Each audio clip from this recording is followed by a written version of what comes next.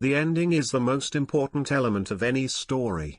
This applies not only to books and films, but also to video games. The ending sums up the results, reveals the secrets and gives the final answer, whether the game turned out to be worthy or not. Moreover, the ending can be not only good or bad, but also shocking. Most often, it is the last option that leaves the player with the most vivid and complex feelings: resentment, sadness, anxiety, and sometimes real rage. In this video, we have collected the most evil, bloody and really bad endings that caused us those very mixed emotions. Thank you for watching the RTV Gaming channel, and let's get started. The creation of Machine Games itself was cruel and bloody. The studio managed to revive the dead franchise from the ashes, which in the early 90s gave birth to an entire genre of FPS.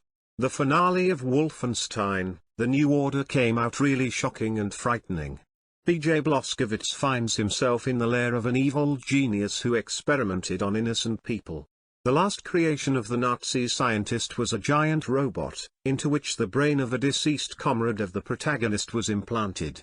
The protagonist needs to destroy the cyborg and deal with the main villain once and for all. The ending of The New Order is pretty damn dark.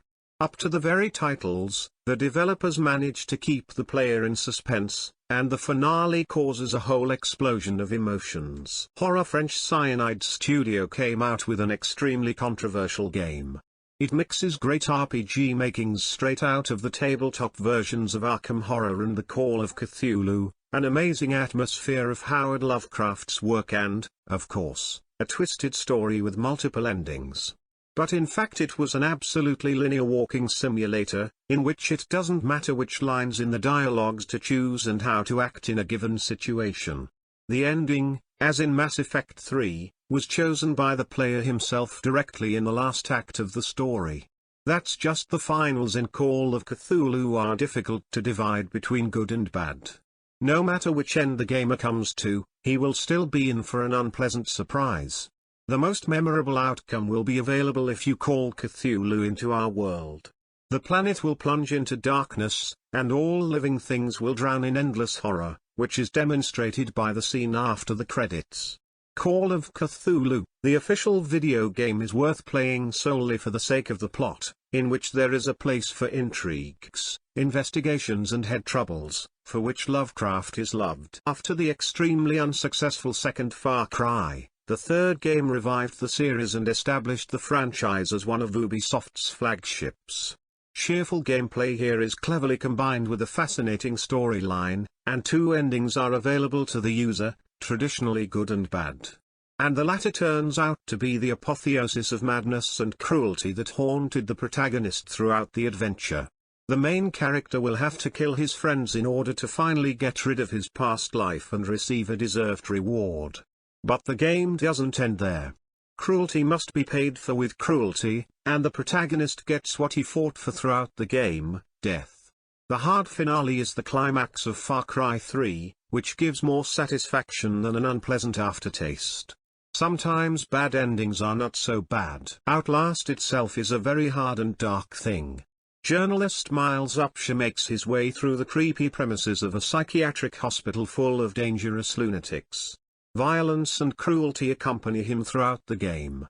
After going through all the circles of hell, the player finds himself in a giant laboratory, where experiments are carried out on the human mind, and finds out the whole truth about what happened in the clinic. But the game doesn't end there. We need to destroy the main project of the laboratory, Volrider, a creature that does not have a corporeal shell, but has the most powerful psychokinetic abilities. Having dealt with the main boss, our tired and wounded hero is trying to get out of the cursed place, but the military is blocking his way, who do not need witnesses. They shoot the journalist, releasing the Walrider, who managed to move into Miles' body. A cruel ending to a cruel game. But if the developers ended Outlast with a happy ending, it would destroy all the emotional baggage in the bud, which is unforgivable for a good horror. The story about the cycle of revenge received rave reviews from critics and mixed reviews from the players. This is due to many factors, including the death of Joel. In addition, in the second half of the story, we get under the control of Abby, from whose hands the protagonist of the first The Last of Us died. As conceived by the authors, during the passage we must radically change our opinion about the characters and emotionally imbue the story. Thanks to this, the finale of The Last of Us, Part 2 gives such unforgettable experiences and impressions. As the game progresses, we somehow take sides. In the final battle, one of the heroines begins to beat to death and drown the other, and the player cannot influence what is happening in any way, he can only watch. This approach is common for cinema, but not for game projects.